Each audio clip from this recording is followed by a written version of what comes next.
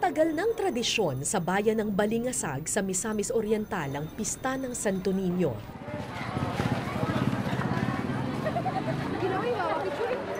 Pagpupugay sa kamusmusan at inosenteng pag-iisip ng mga bata. Bawat isa sa mga imahe, inaalagaan, inaawitan, pinakaiingatan.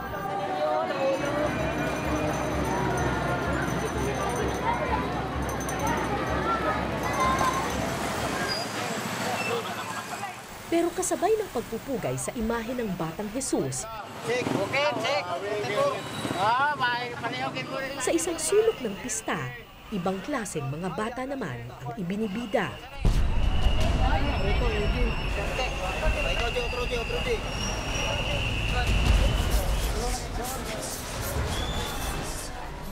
Hindi para awitan, alagaan o pakaingatan, kundi para isabak sa bakbakan. This is a 3 rounds contest.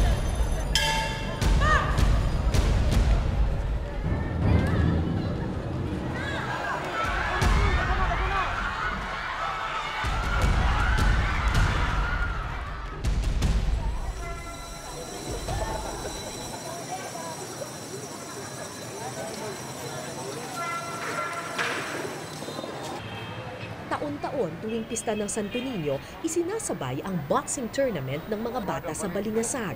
Dumadayo pa mula sa iba't ibang bayan ng mga kalahok para makipagtagisan ng suntukan sa iba pang bata. Aklamado.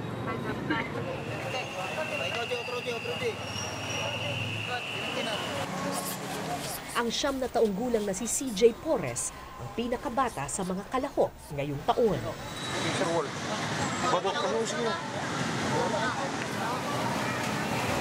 Nanggaling pa sa kabundukan ng Claveria si CJ kasama ang kanyang ama at mga kapatid.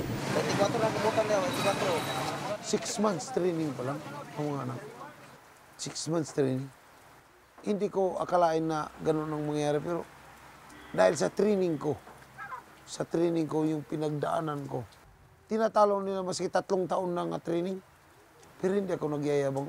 Talagang ang anak ko may tapang, walang takot. Usap, napulo lang. Ayaw ang 50. Pulo. 150 araw-araw yan. Ano pa? 150 araw-araw. Sa umaga, 50. Sa tanghali, 50. Sa hapon, 50.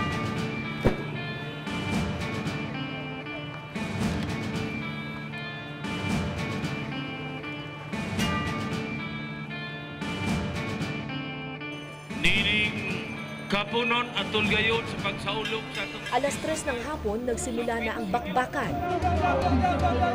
Unang sumabak ang kuya ni CJ na si Sugar Ray. Pride of Claveria, Misamis Oriental, ladies and gentlemen, Sugar Ray Forrest versus in the blue corner. Pride of Balingasag, Misamis Oriental, ladies and gentlemen, Gregorio Salcido.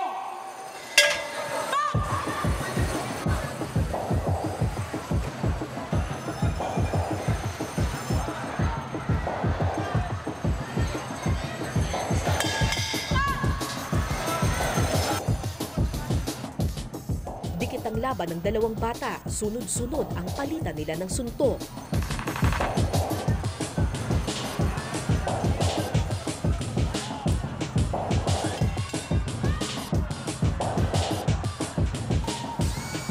At pagkatapos ng 3 round, Ring corner.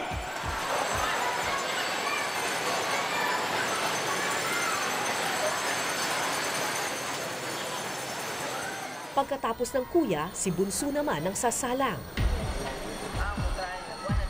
In the ring corner, Pride of Claveria, Misamis Oriental, ladies and gentlemen, Maynard Flora versus in the blue corner, Pride of... Ang makakalaban ni CJ ang 10 taong gulang na si Edmark. Mas matanda, mas matangkad, at mas matagal nang nag-iensayo sa larangan ng boxing.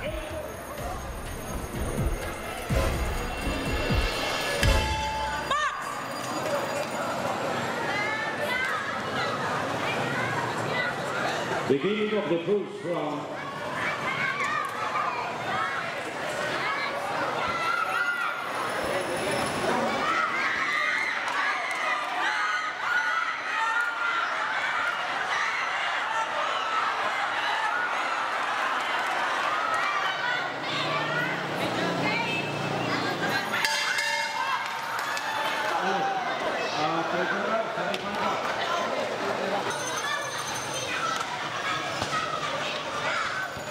Pagpasok ng round 2, nakakaganti na ng suntok si Bunso.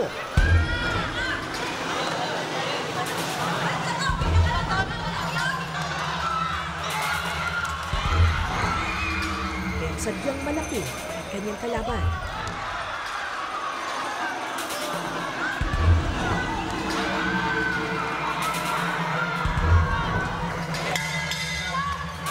End of the second round.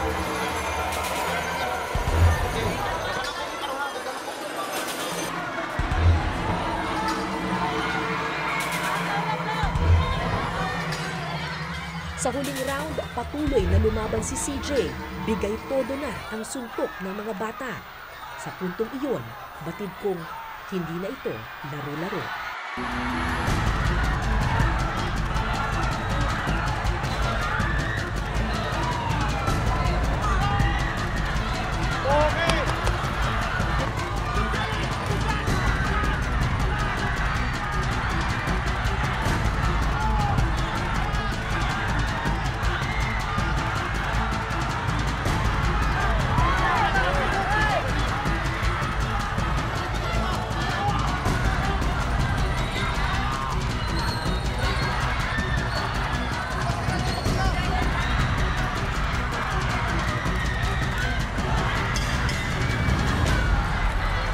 End of the last round.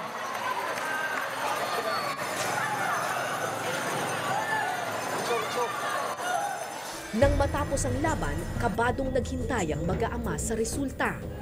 The winner, Red Corner. Nakahinga ng maluwag si Tatay Leonardo.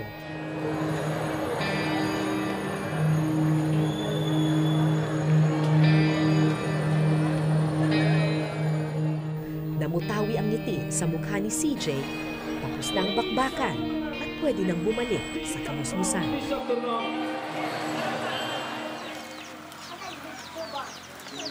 Kinabukasan, maagang nagising ang mga bata. Hindi para mag-almusal o maglaro, kundi para mag-ensayo.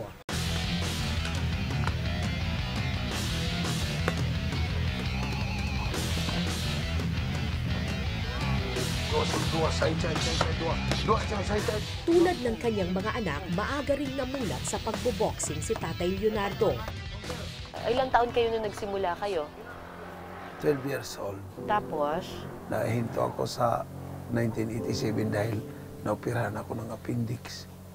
pero pangarap niyo po talaga maging boksingero nung bata kayo? Opo, talagang gusto ko nga makaawak ng pamilya ko. Oo. Noon, kita ko yung mga tatay ko, nanay ko nga nagtatanim. Di, nagkarami boxer ako sa Patag Cagayan de Oro. 1 year. Oo. Inano ko rin nga, hindi rin makakatulong ng professional. Pag professional ko, doon ako na-operahan po. Ang naudlot na pangarap ng ama, pilit niya ngayong binubuhay sa mga bata. Dua tulo, igo, gawas.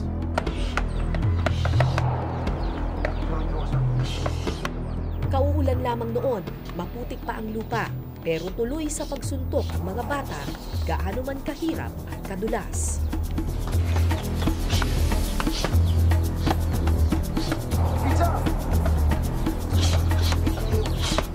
Good. Ano itong punching bag na ito? Saan gawa yan? Ano lang yan, yung sa aquarina. Asa ako na, Yung sako ng harina. harina. Ano laman sa loob? Ano, buhangin at saka lupa. Matigas yan. Tigas nga nun. Matigas yan. Di ba may masakit sa kamay ng mga Masakit bata? talaga sa kamay. Eh baka maano yung mga bata, tsaka parang ang laki ng glove sa kanya. Ano, gusto talaga nila ng boxing. Tinitraining ko talaga ng ganun. Eh, puro masking tape na yung mga gloves. Di ba yan masakit na sa kamay ng bata? Pero hindi man sila reklamo dahil gusto rin talaga nila ng boxing.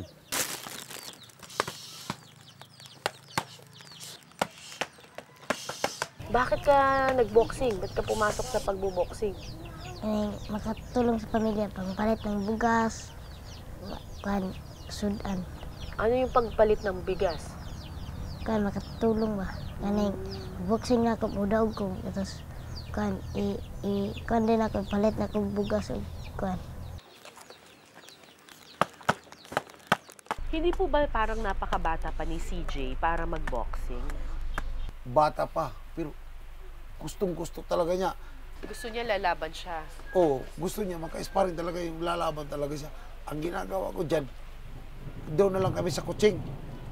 Binubugbog ko yan, makakita ka, binubugbog ko yan sa kutsing. Makakita ka mamaya, bugbugin ko yan sa kutsing. Magaling yan! Pak, pak! Kakauntir niya, pak, pak! Mamaya.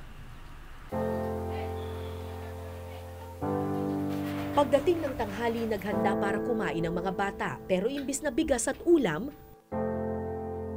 Giniling na mais ito. Mas maganda daw po yung mais kasi mas wala siyang sugar, hindi mataas yung sugar at saka yung carbohydrates.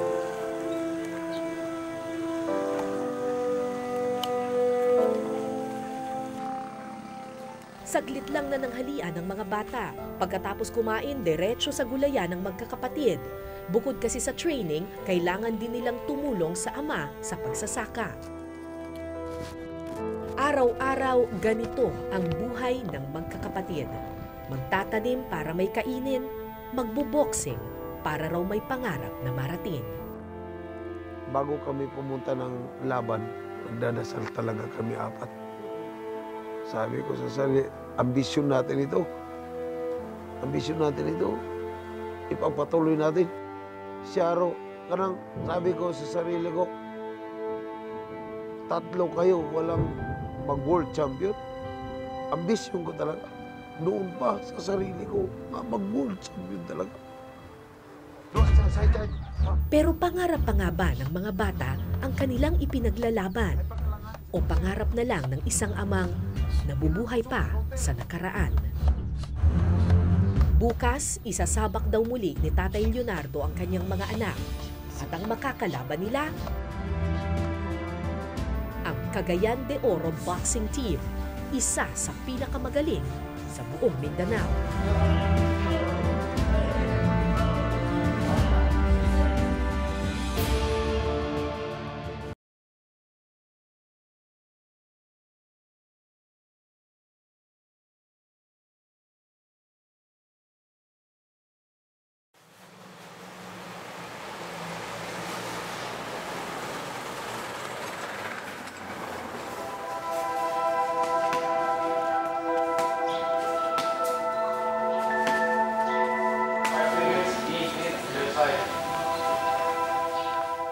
Sa isang lumang boxing gym sa Cagayan de Oro City, 42 batang boksingero ang araw-gabing nag-iensayo.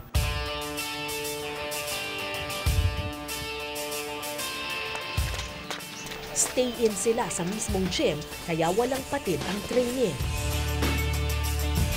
Sa loob ng 4 na taon simula nang mabuo ang grupong ito na ang kanilang naging tahanan, eskwelahan at daan tungo sa kanilang inaasam.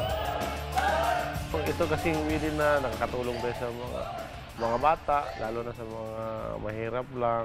Tapos malayo sa mga bisyo. Siyempre, pag nandito sila sa gym, parang naging macho din yung isip nila nga, may kinabukasan, bakit bata pa tayo. Mayroon din pala tayo na sabihin na marating. Ang CDO Boxing Team ay proyekto ng lokal na pamahalaan ng Cagayan de Oro.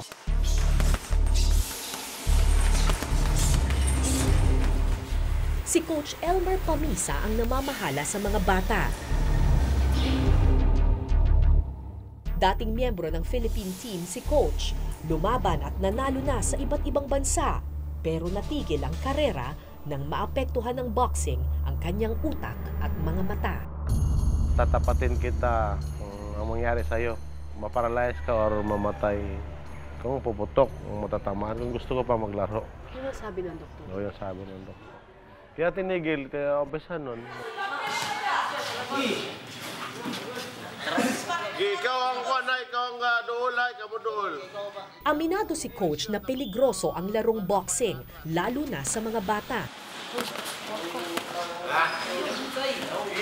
Pero kung mabibigyan daw ng tamang ensayo ang bawat isa, mababawasan daw ang tsansa na maaksidente o mapuruhan ng boksingero. Pag yung boxing, gawin mo lang pera-pera. Na kahit wala kang training, maglaro ka. Delikado talaga kung ganun yung attitude mo. Pero kung paghandaan mo naman ng maayos, handaan mo ng maayos, hindi naman delikado kasi sakto ka eh. Sakto ka ng endurance, sakto yung vitamin, sakto ka ng disiplina. Kaya ganun na lang katindi ang training ng mga bata. Maliit man o malaki, babae man o lalaki. Ba't kayo nag-training mag-boxing? Ba't kayo pumasok dito sa CDO boxing team? Para matuto kami. Bakit? Umasinso. Para makatulong kami sa nanay at tatay namin. Paano kayo aasenso sa pagbuboxing? Titraining na mabuti. Tapos? Pag may laban, yung pira namin, yung pirang panalo namin, ibigay namin sa nanay para bumili ng bigas. Batid ng magkapatid na peligroso ang karera na kanilang pinasok. Hindi larong bata ang pagbuboksing. Alam nila ito dahil may kapatid silang minsan nang nadisgrasya dahil sa boxing. Pag-uwi niya, hindi na siya makalakad. Sabi na, bakit hindi ka na makalakad? Sabi niya. Hindi niya alam. Pag lumaban siya ng final to gold, hindi na siya makapunta sa ring. Silver ang kinuha niya. Pag yung pumunta na sa ospital, mga 3 araw lang siya sa bahay. Napatay na. Bakit daw siya namatay? Anong nangyari? Hindi mo yun alam. Pero dahil sa laban. 12 anyos lamang si El John nang siya'y mamatay. Tumigil kami ng boxing. Sinabihan kami ni mama na hinto na kayo ng boxing. Pero hindi po kami. Ba't hindi kayo huminto sa boxing? Namatay na yung kapatid mo. Gusto ko po kami sumikat para makatulong lang kasi. Mahirap lang kasi eh. Sabi ni Uncle, pag pumasok kayo ng boxing, itatayo niyo buhay. Sabi niya. Kaya pala ganun na lang ang determinasyon sa mga mata ni na LJ at Elaide sa tuwing sila ay susuntok. Halos wala ng takot. Iisa lang ang nasa isip, mabuhay at manalo.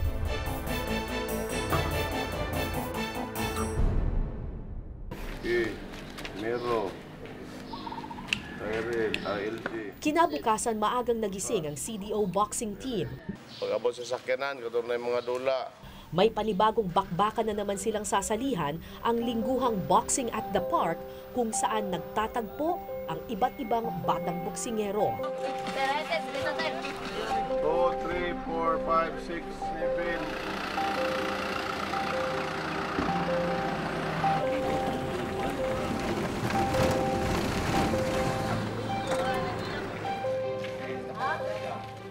Isa sa mga unang kalahok, ang mga anak ni Tatay Leonardo na dumayo pa mula sa kabilang ibayo.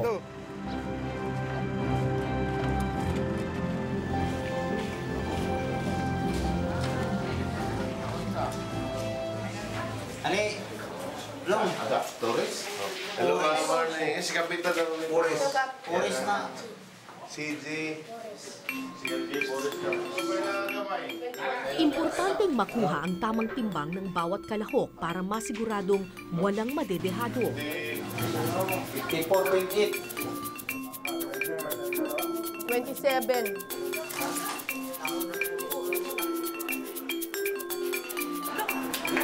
Michael Gadot of Puerto CDO. Next nga bout from the red corner, Elaide Pamisa of Carmen CDO. First round.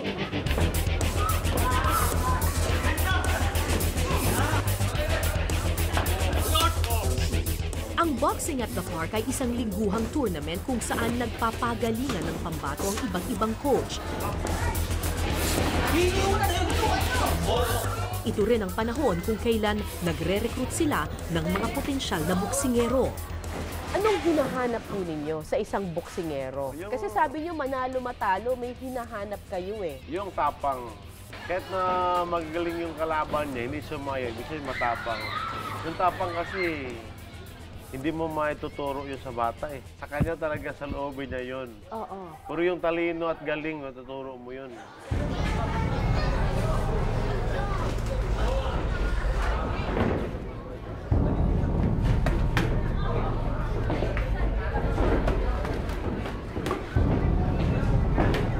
Dugo na yung ilong ng isa eh.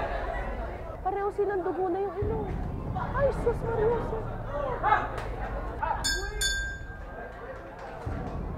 From the corner, Sunny Levy.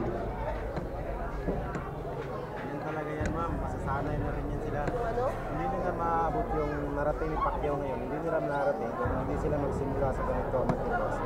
Na yung talagang bugbugan. Kasama yan talaga. Oo, kasama yun. Kasi pag sa laban nila, nag-aalalay lang sila, hindi nila maano na magaling sila. Kailangan bugbugan talaga yun.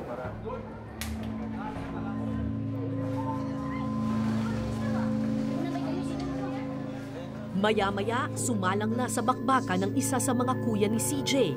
Makakalaban ng kanyang kuya Leonard, ang isa sa pinakamagaling ng Cagayan de Oro boxing team. First round. First round.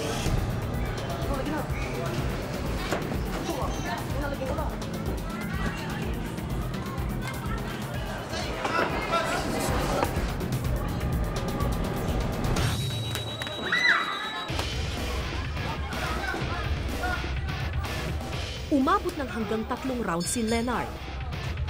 Yung natapos ang laro, yun na puli, winner by split decision. Pero sa huli, tinalo siya ng ensayo at talino ng batang Cagayan de Oro. Nang matalo si Leonard, isinalang naman ni tatay ang kanyang panganay. Baka raw kay Sugar Ray, may pag-asa silang manalo.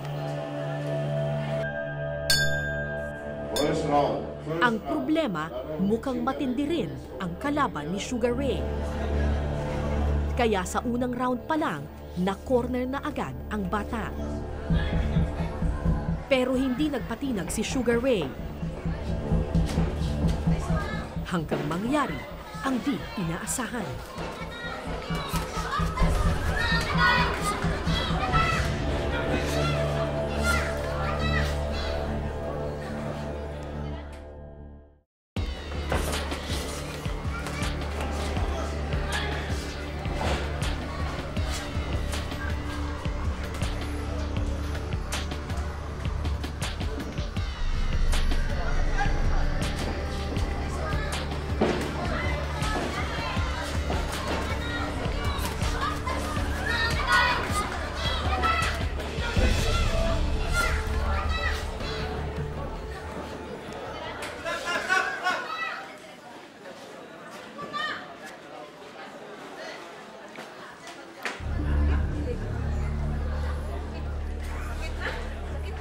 Gusto pa sanang lumaban ni Sugar Ray, pero nagdesisyon ng referee na itigil na ang laban. Winner by TKO for the second round. Winner, low corner, Jericho Akailan of CDO. Next bout, from the red corner, Maiko Gadot from Puerto CDO. Okay lang ba yan? Ha? Nagdudugo yung ilong eh. Ano nangyari? Tamaan siya, malakas. Pero sa hangin, aabot siya ng 3 round. Pero tinigil na. Tinigil lang referee. Delikado. Tumutulo ang dugo.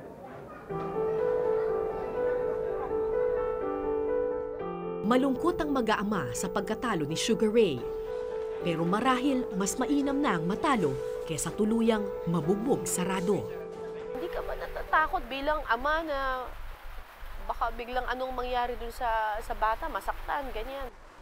Natatakot rin po, ma'am. Pero sabi ko, ambisyon mo natin na malaking pira. Sabi ko sa sarili ko para makaahon ang pamilya.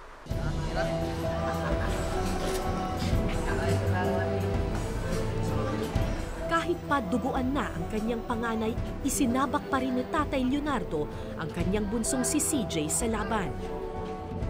Lalo akong kinabahan, kayanin kaya ng kanyang maliit na katawan ng bakbakan.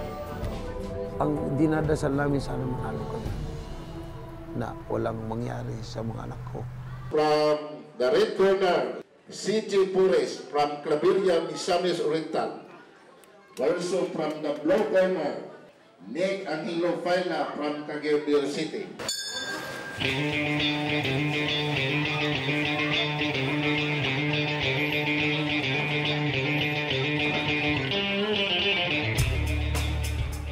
Agresibo si CJ sa kanyang laban, halos di umiilag, tuloy-tuloy ang suntok.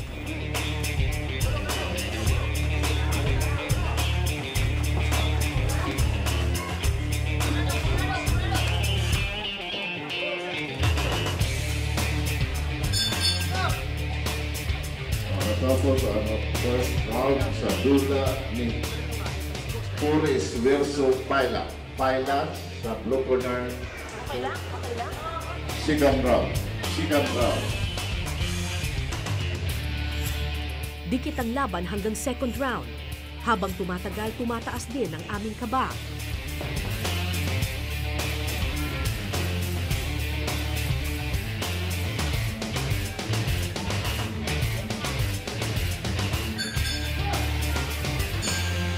Final round.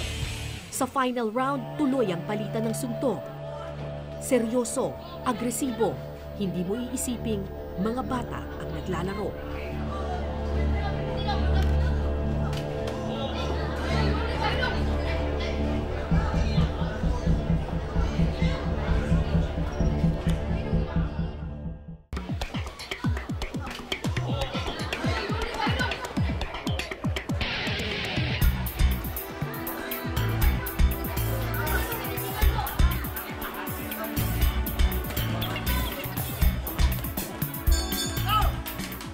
Natapos ang laban makalipas ang 3 round. Okay ka lang?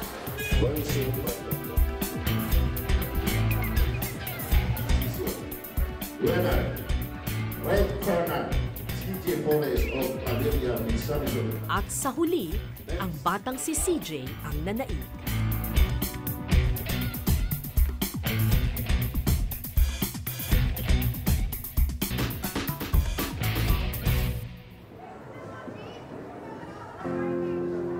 Dalawang talo, isang panalo. Malungkot na uuwi ang mag-aama, hawak ang 250 pesos na kanilang premyo.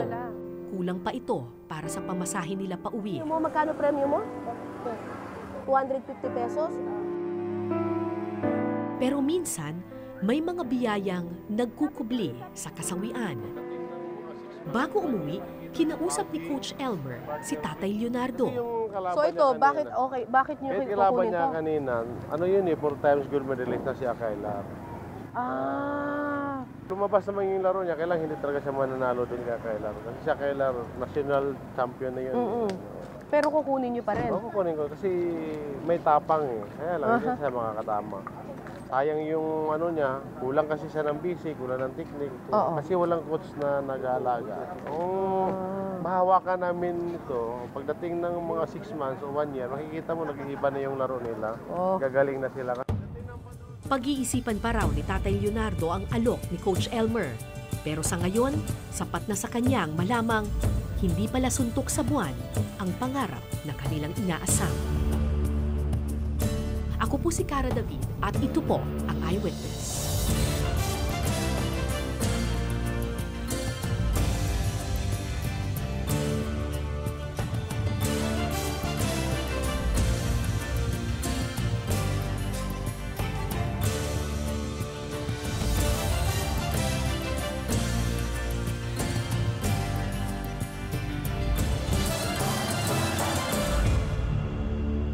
Maraming salamat sa pagtutok ninyo sa Eyewitness mga kapuso. Anong masasabi ninyo sa dokumentaryong ito? I-comment nyo na yan. Tapos mag-subscribe na rin kayo sa GMA Public Affairs YouTube channel.